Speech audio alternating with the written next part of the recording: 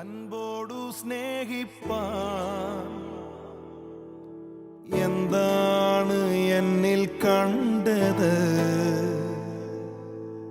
ചേറ്റിൽ കിടന്നതാമെന്നെ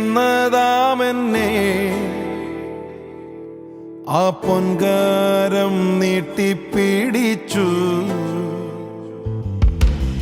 എന്നെ അൻപോടു സ്നേഹിപ്പാൻ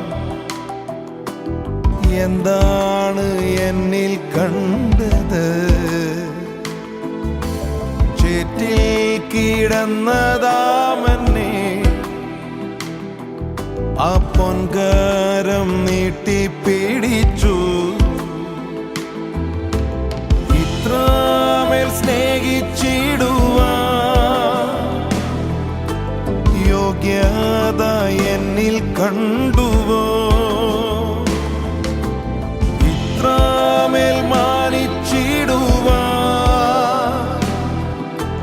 യോഗ്യത എന്നിൽ കണ്ടുവോ?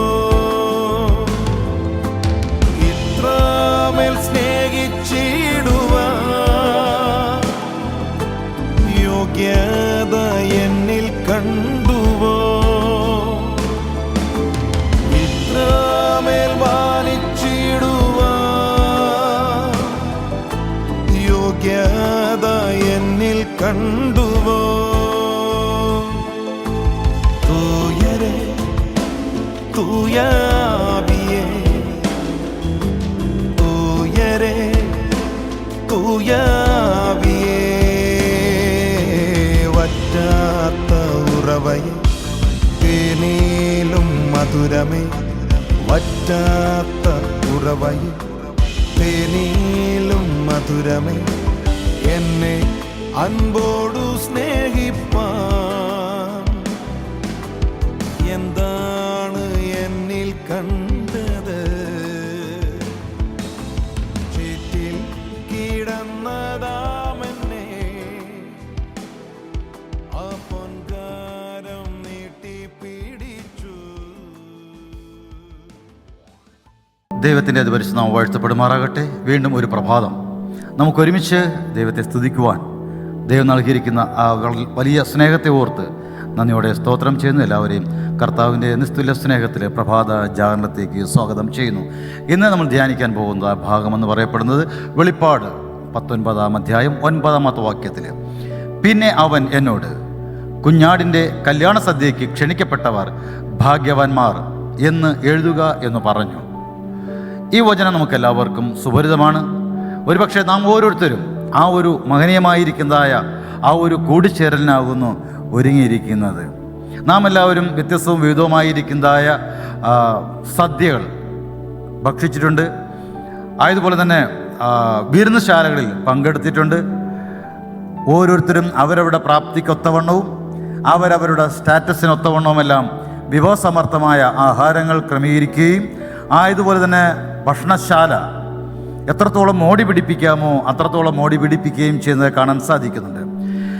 ചാൾസ് രണ്ടാമൻ രാജാവ് തൻ്റെതായ ആഹാര കാര്യാദികളിൽ വളരെ ശ്രദ്ധാലു എന്ന് മാത്രമല്ല, അദ്ദേഹം മറ്റുള്ളവരെ അത് കാണത്തക്ക രീതിയിൽ അത് പ്രദർശിപ്പിക്കുകയും എത്രത്തോളം അത് മോടി കൂട്ടാമോ അത്രത്തോളം മോടി കൂട്ടുക, എത്രത്തോളം വിഭവങ്ങൾ ഒരുമിച്ച് ചേർക്കാൻ പറ്റുമോ അതെല്ലാം ചേർക്കുക, അത് അദ്ദേഹത്തിന് വളരെ താല്പര്യമുള്ളതായ ഒരു വിഷയമായിരുന്നു.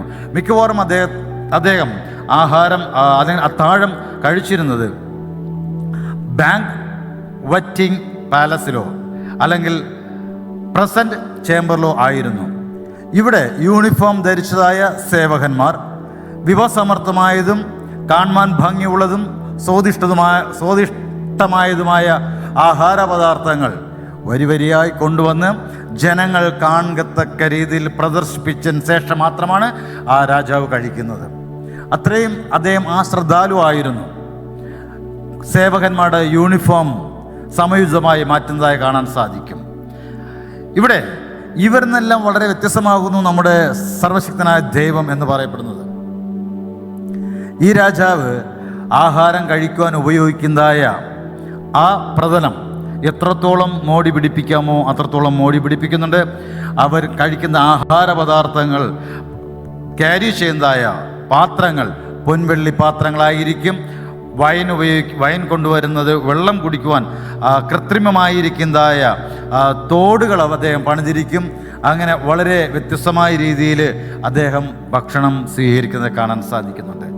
പ്രിയ സഹോദരങ്ങളെ, നാം എല്ലാവരും ഒരുങ്ങുന്നത് കർത്താവുമായിരിക്കുന്നതായ ആ ഒരു വിവാഹത്തിലും ആ ഒരു അത്താഴത്തിനും പങ്കുചേരുക എന്നുള്ളതാണ്.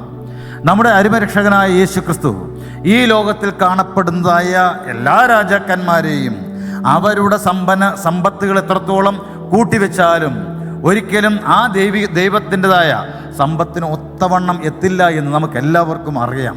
ഈ ഭൂമിയിലെ രാജാക്കന്മാരെല്ലാവരും ദൈവം നൽകിയതായ ദാനങ്ങൾ കൊണ്ട് അവരവരുടെ പ്രൗഢികൾ വിളിച്ചോതുകുമ്പോൾ നമ്മുടെ കർത്താവ് അരുമരക്ഷകനായ യേശു ഇതിനെല്ലാം ഉടമസ്ഥനാകുന്നു എന്ന വസ്തുത നാം മറന്നു പോകരുത്.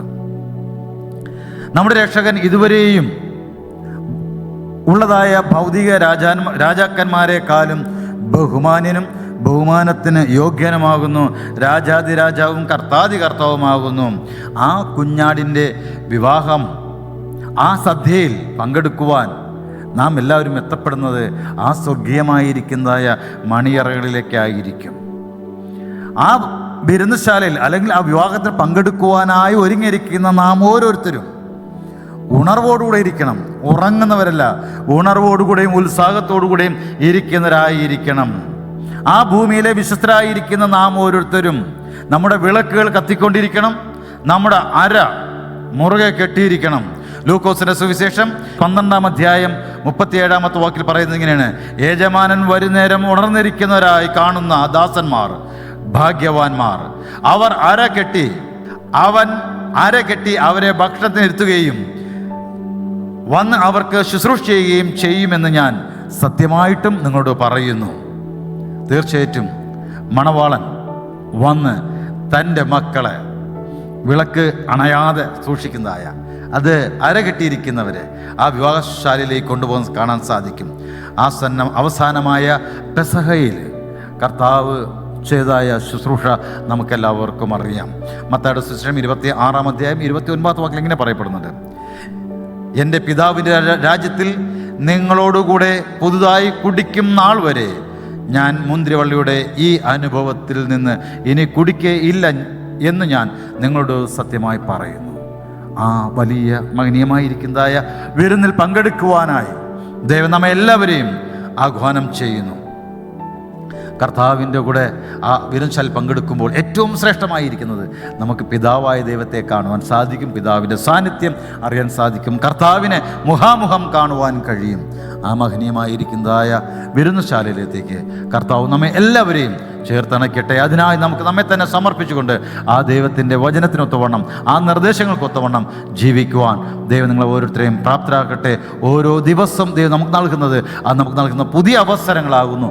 ഇന്ന് നൽകിയിരിക്കുന്ന ഈ അവസരങ്ങളെ തക്കത്തിൽ ഉപയോഗിച്ച് നമുക്ക് കർത്താവിൻ്റെ സന്നിധിയിൽ പാതയുടെ സമർപ്പിക്കപ്പെടാം. ആ വിരുന്നുശാലയിൽ നമുക്ക് ഒരുമിച്ച് കൂടാം എന്നുള്ള പ്രത്യാശയോടെ നമുക്ക് പിരിയാം, കണ്ണടയ്ക്കാം, പ്രാർത്ഥിക്കാം. സ്വർഗീയ പിതാവേ, നല്ല ദൈവമേ, അനുഗ്രഹമായ നല്ല ദിവസത്തിനായ സ്തോത്രം, നൽകിയ വചനത്തിനായ സ്തോത്രം കർത്താവേ. ആ മഹനീയമായിരിക്കുന്ന സ്വർഗീയ വിരുന്നുശാലയിൽ വിഭവസമർത്ഥമായിരിക്കുന്നതായ ഭോജനങ്ങൾ ആസ്വദിക്കുന്ന പ്രമായി അങ്ങേ മുഖാമുഖമായി കാണുവാനുള്ളതായ ഭാഗ്യം, പിതാവിനോട് ഒരുമിച്ചിരുന്ന് അത്താഴം കഴിക്കാനുള്ളതായ ഭാഗ്യം ദൈവമേ, ആ സ്വർഗീയ ഭാഗ്യത്തിൽ ഏഴകളായ ഞങ്ങളെയും അവിടെ നിന്ന് ചേർത്തണയ്ക്കുമാറാണമേ. ഞങ്ങളുടെ ബലഹീനത, ഞങ്ങളുടെ കുറവുകളും ക്ഷമിച്ച് അവിടുത്തെ ആത്മാവിനാൽ വഴി നടത്തി ആ വചനത്തിനൊത്തോളം ജീവിച്ച് ആ സന്തോഷകരമായിരിക്കുന്ന ആ വിരുന്നുശാലയിൽ പങ്കെടുക്കുവാൻ ഞങ്ങളെ കരം പിടിച്ച് കരകയറ്റണം. മാനവും മഹത്വവും സ്വീകരിക്കണം. യേശുവിൻ മഹത്വമുള്ള നാമത്തിൽ അപേക്ഷിക്കുന്നു. പ്രാർത്ഥന കേൾക്കണം നല്ല പിതാവേ. ആമേൻ.